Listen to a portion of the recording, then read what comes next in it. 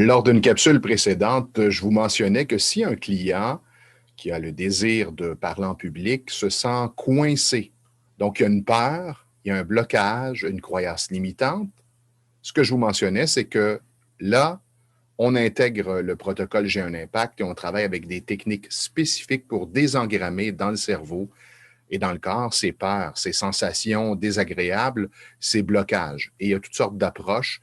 Bon, je me suis formé au cours des 12 dernières années à toutes sortes de techniques et d'approches, dont je dirais les plus efficaces récemment en psychotraumatologie avec l'Institut for the Study of Peak States.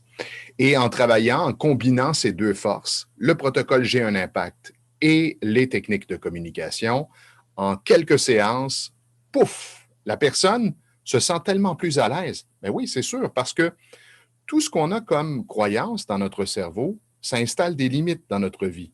Une croyance, le mot le dit, on y croit. C'est une pensée à laquelle on croit. Et souvent, il y a une émotion qui est associée à cette pensée ou à cette croyance et il y a des sensations.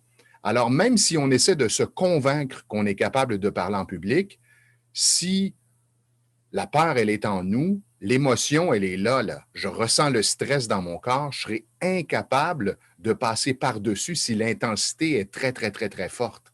Et plus on essaie avec sa logique, avec le cerveau conscient, donc avec la cognition de se dire, ben voyons, il n'y a aucune raison d'avoir peur, plus je fais ça, plus j'amplifie la peur.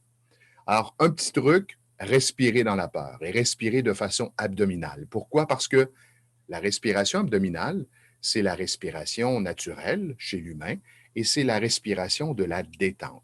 Alors, si je pense à ma présentation, si je suis dans ma présentation en imagination, en ayant les yeux fermés, mon cerveau va me permettre de ressentir, d'accéder aux sensations et aux émotions désagréables à l'intérieur du corps. Et peut-être qu'en respirant de façon abdominale et en relâchant, je vais désamorcer tranquillement la peur. Bon, c'est un petit truc de surface que je vous donne à l'instant, parce que lorsque je travaille avec mes clients, je travaille plus en profondeur. Je travaille vraiment à un niveau, je dirais, plus intense pour désengrammer, comme je le disais précédemment, créer de nouvelles voies, de nouvelles possibilités, libérer émotionnellement la personne de ses sensations de peur, de ses sensations désagréables et de ses émotions également qui sont comme restées coincées dans l'expérience qui a amené une croyance, comme je le mentionnais précédemment. Alors, l'autre point aussi, c'est d'accueillir et d'accepter. Au lieu de lutter l'émotion, c'est simplement de dire, OK, alors je ressens de la peur à l'idée de parler en public et j'accepte et j'accueille que pour l'instant, cette peur, elle est là. Je respire de façon abdominale.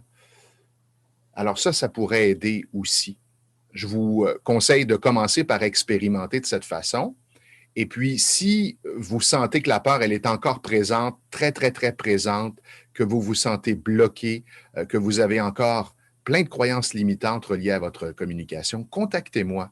On va se faire une séance ou deux et vous pourrez mesurer la différence.